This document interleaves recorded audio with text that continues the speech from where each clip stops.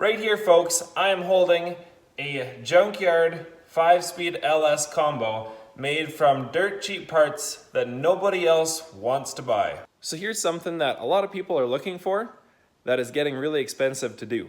And that's a 5-speed manual LS swap. Today, I'm gonna try to start a new project using some pieces and parts that I think are the dirt cheap, no one else wants parts. Well, look what just showed up. Oof. Everything's shiny inside.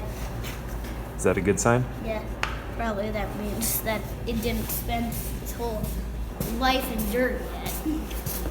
So here we go.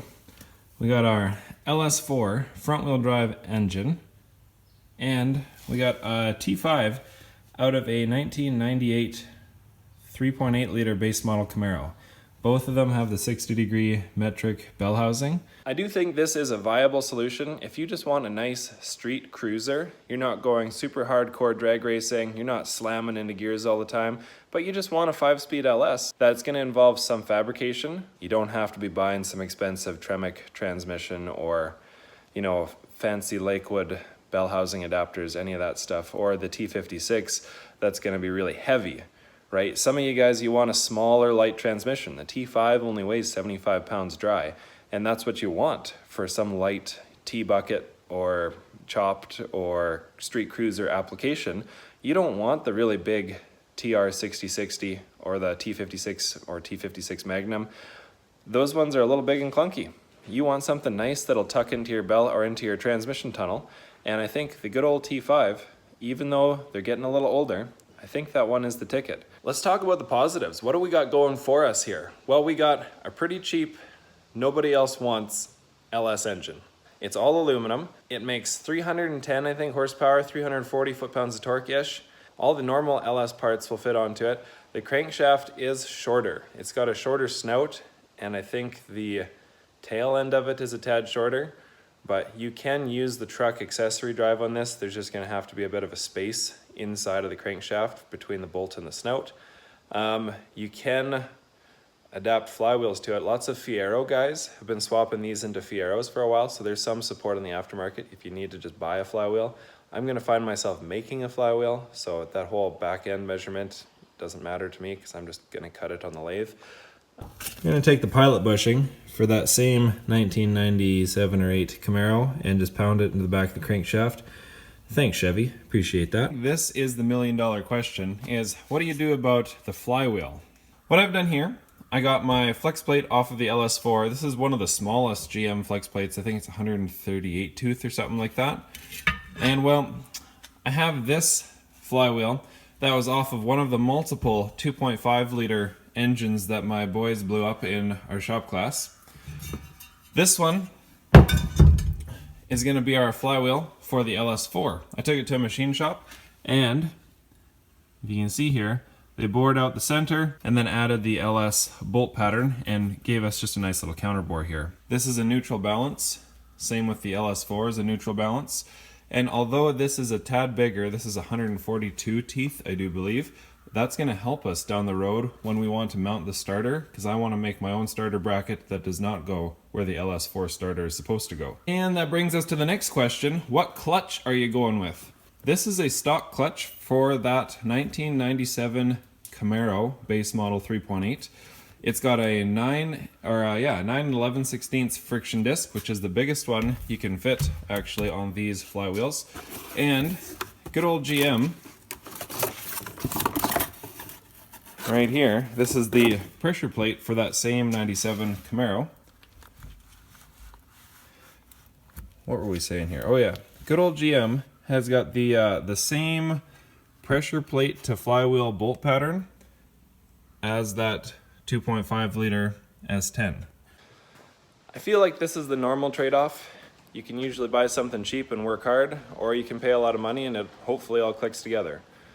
More often than not, you're gonna pay a lot of money and you're still gonna have to do some fabricating. So in my world, I'm just gonna go with the cheap option and accept that there's gonna be some fabricating. All right guys, here's the next thing we're gonna run into at this swap. These years of transmissions have an internal slave cylinder, and they have a special like press fit hydraulic fitting that is never used again in history. So what I've done here,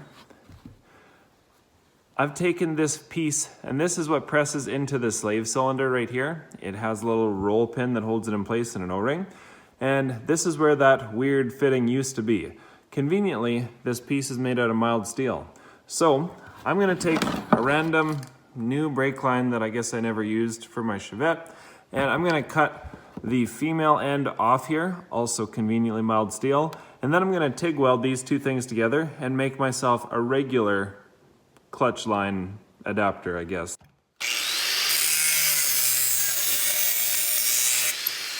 We are going to give it a nice weld right there. I do not advertise TIG welding services to anybody, but DC TIG welding, you know, I don't think that'll leak. Slave cylinder, put them together like so, roll pin. There we go. It should spin freely. Yep, there we go. Any GM engineers out there, take note. Universal fitting. Good idea. On this slave cylinder, these fittings that stick out, these are the only things that prevent you from removing the transmission from the bell housing while it's in any vehicle. So what I do, I just make studs that thread into the transmission here, so you can leave the slave cylinder in the bell housing and remove the transmission while the bell housing is still installed. Yes, there's nothing that really holds the slave cylinder on except for the back pressure on the throwout bearing, but I've done this on my Supervet for a couple of years, doesn't seem to have an issue, and I seem to need to take the transmission out more often than I have ever had an issue with this slave cylinder. I'm just going to put some extra tight on the threads, and then I'm going to use 2 nuts back to back to tighten this in. There we go. Torque spec till the Loctite seizes.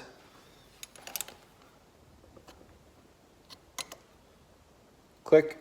There we go.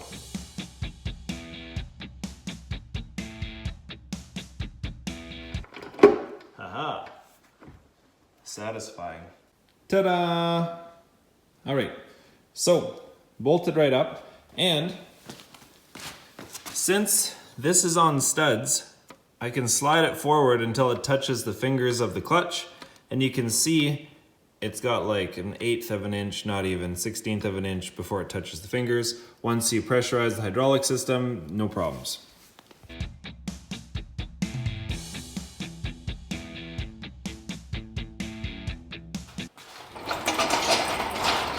Probably one of the easiest drivetrain installs you could have.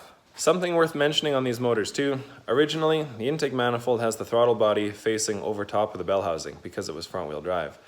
If you either use the truck water pump and truck accessory drive, or just take a Sawzall and modify the water pump, you can turn the intake 180 degrees and it'll face the right way. So what am I actually doing here? Well, for those of you hanging on this far in the video, you're gonna find out.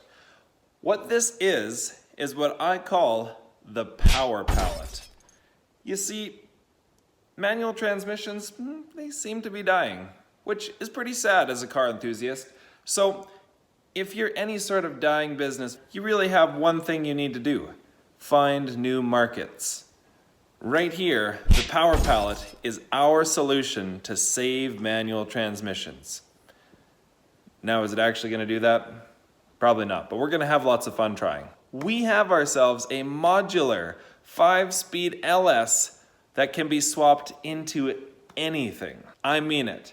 Your rocking chair, escalators, ski lifts, Santa's sleigh, whatever you want. If you think it needs a 5-speed LS, we now can put it in.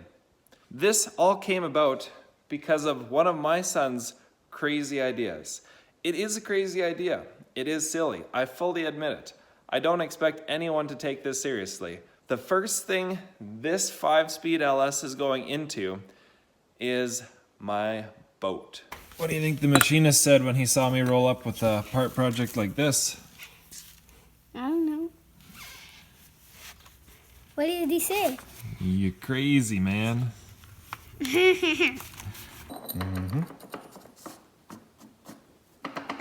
Ah.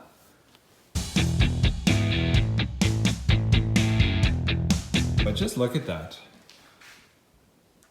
Hold on, we gotta add something. We gotta add something here.